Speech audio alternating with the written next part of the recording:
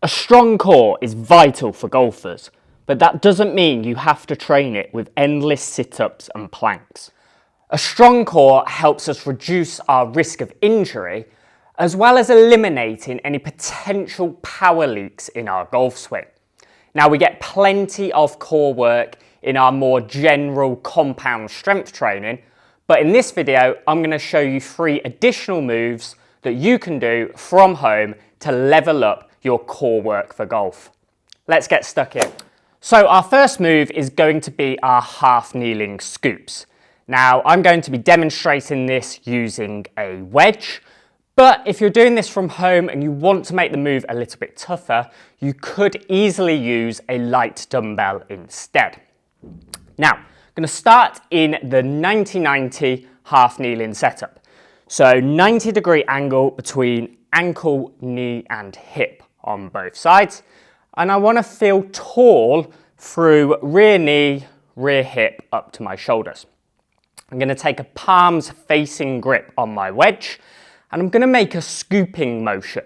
So I'm going to work down towards the floor, away from this front knee, through my maximum range of motion, and then I'm going to rotate in the direction of that front knee and work up nice and tall.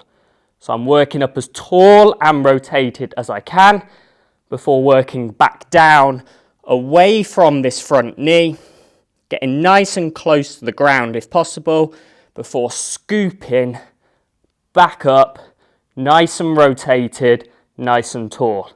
Now, as I do this, I want to stay nice and stable through the lower body, and I really want to feel my core working hard here as it gets tall, as it rotates, and then as it works back down.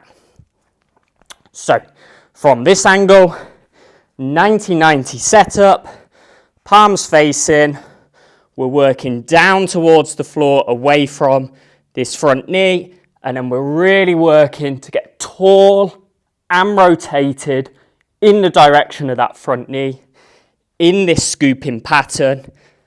And as you're doing this, you should really feel your core light up. So our second exercise is going to be our banded golf posture rotations, a great way to train the core in a slightly more golf specific way. So I've got my light red resistance band and I've attached it to something at around hip height. So I'm going to take an overhand grip on the band with the palms facing.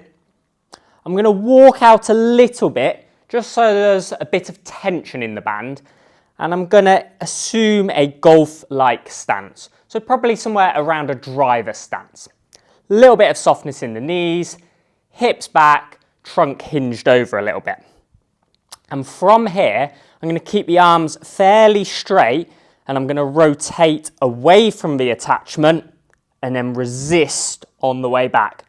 So I'm rotating away and then resisting. Now, as I work away from the attachment, the band is going to be at full tension and it's going to be pulling me back. So I'm working on creating some rotation and some force through the trunk one way and then resisting it on the way back. Now, as you can see here, I am also using a little bit of the lower body as well, but I really want to feel like the trunk is driving the motion. So you want to feel your core lighting up here as you rotate and then also as you resist.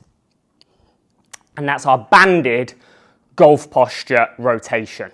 Just a quick reminder before we get to the final exercise to please hit that like and subscribe button if you haven't already, as it really does help the channel out. And if there's any future golf fitness topics you'd like me to cover on the channel, let me know in the comments below. So our final core exercise is going to be our dead bugs. Now again, all we need for this is a golf club. I'm going to come onto my back. I'm going to have the golf club directly overhead, so wrists stacked over shoulders, both arms nice and locked out.